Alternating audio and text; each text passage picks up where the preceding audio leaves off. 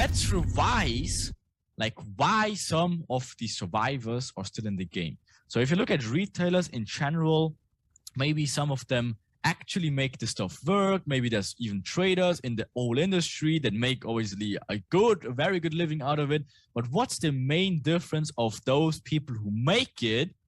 And what's the difference of those people who shatter in the long run? So what you see in here is a warplane or an aircraft, whatever you call it in English, from World War II, all again, right? And what you can see here in these red dots is all the areas where the plane got shot, but then removed to the airplane.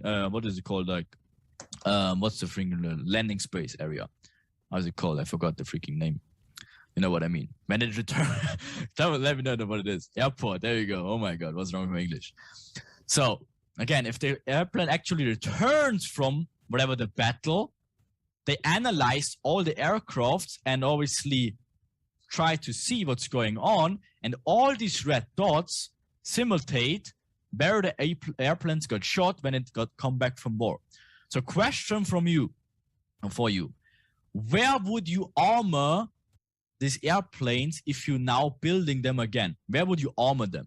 Most traders armor the wrong parts and they try to protect and save where it makes no difference at all.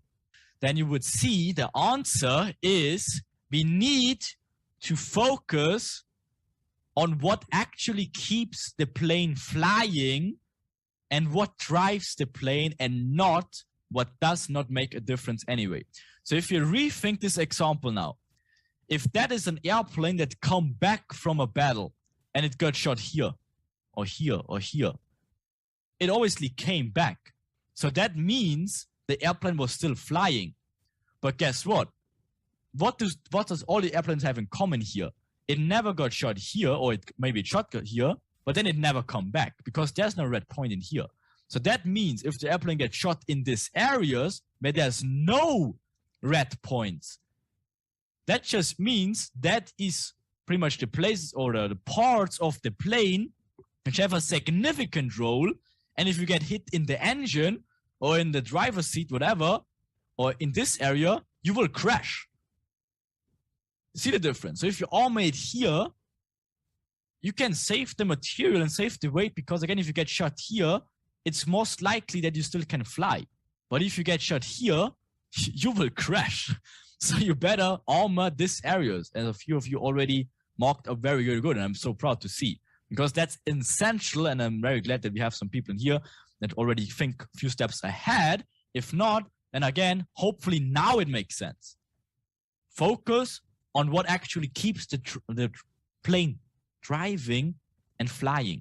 And most traders, which are doing it for a while, and I hope Daniel is here, by the way. So I love that guy. He's a trader for like a long time now. And I think hopefully you get some aha moments already in this time. You can tell us you join a little bit when you have time for it. But for example, he's trading for like, I was 16 years. You can confirm if that's right. There you go. I love it.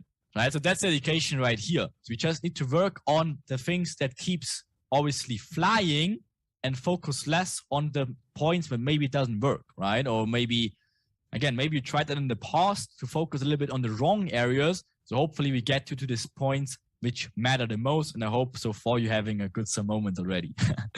Right.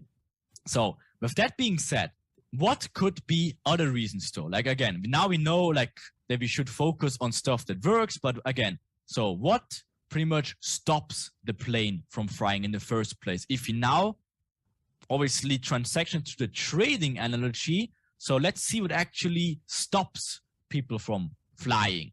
Obviously, it's emotion. It can be FOMO. It can blame other people. Like if you bought like a course from a guy with a Lambo and said like, oh, I blame this guy, he taught me shit, whatever. Or market condition. That was news. Or that was FOMC.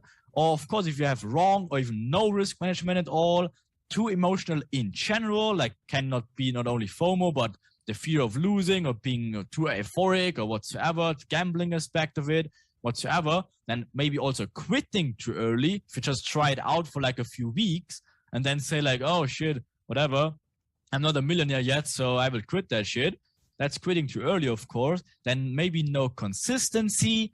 That means, of course, if you don't show up every day, if you just think like you can show up like once a week and look at charts like for 5 minutes, what the hell? What do you expect after that, right?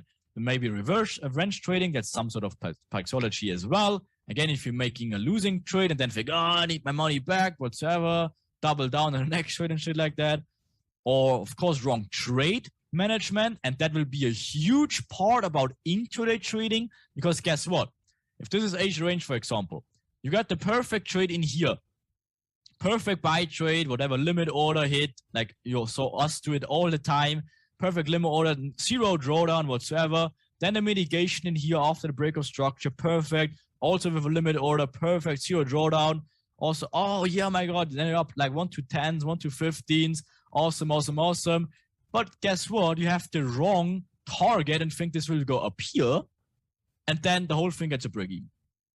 That's horrible. That's wrong trade management. And we will dig into that a lot as well, because not only the entry is important, the entry only is half of the rent. Like a good entry is obviously necessary and essential, but the right exit is what actually makes you money. The moment you're closing out the trade, that's what makes you money, not the entering the trade.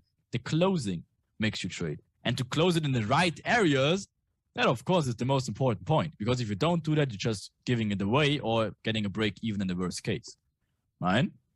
And of course, not having a trading plan or proper rules. Again, what we will give you is all technically step-by-step formulas, even with the cycles. It's literally step 1, step 2, step 3, timing, step 1, step 2, step 3, timing, so on and so forth. So it will be very easy to follow up. Okay, so the other question is, what makes and keeps the plane flying then? Or in other words, for traders, what keeps them in the game? It's obviously being patient, let the market come to you instead of chasing it. Again, if you see Asia range, whatever, in here, and now this is the inducement high this time, and you should not chase the market in like, oh, I entered here, short. No, just be patient. Know that this is an area of interest and should come back, gives you an entry in here, and then goes lower, right? You'd never chase the market. That's a huge thing. Just be patient. And again, this is the hardest part, because you need to be patient and know that they will come back to fill these areas. And that's, again, the time aspect they will use against you, because they know you just want to execute a trade right now. Just run into the charts and give me a trade right away. That's not how it works. You need to be patient, of course, and make the analysis and then be patient. Let the market come to you instead of chasing it. And of course, take control over your own faith. If you look at this one, it's exactly the other thing. You don't blame whatever. You don't write me a mad email if you hit a one stop loss because you tried something, whatever. No, you actually should see what's the issue and sort of understand, like, maybe there's an issue. If there's anything else, whatever, we can talk about it. But first, try to see maybe you did something wrong. Of course, you need to start at you and then you can blame me afterwards, right? Anyways, then again, use proper risk management. We also will give you like a proper trade management tool, which we call the execution helper, to make sure that there will never be a blame on wrong risk management or no risk management at all. Because of course, we give you a tool for MT4 and MT5 that also makes sure that you have proper risk management, even for market executions, which is insane, okay? And of course, trading what you see and not what you want to feel like. Of course, like just if you see like, oh yeah, but I feel like it should go up and on. No, trade what you see and don't make stuff up, okay? And of course, stick to your plan and focus. Of course, we give you a proper plan. Just focus on that, because it's a proven thing that works. And just focus means, of course, follow one course until success, okay? Then show up every day, very important. Show up every day, repetition, practice what we show you. And of course, backtest, and keep emotions out of it. That's literally an instant changer. If you're just not afraid of losing money, I mean, it's hard for a lot of people, I know, but if you just get into this mindset, keep emotions out of it, the whole thing will be so much easier, right? And of course, know the when, where, and why. Of course, we will give it to you, and just understand what is going on.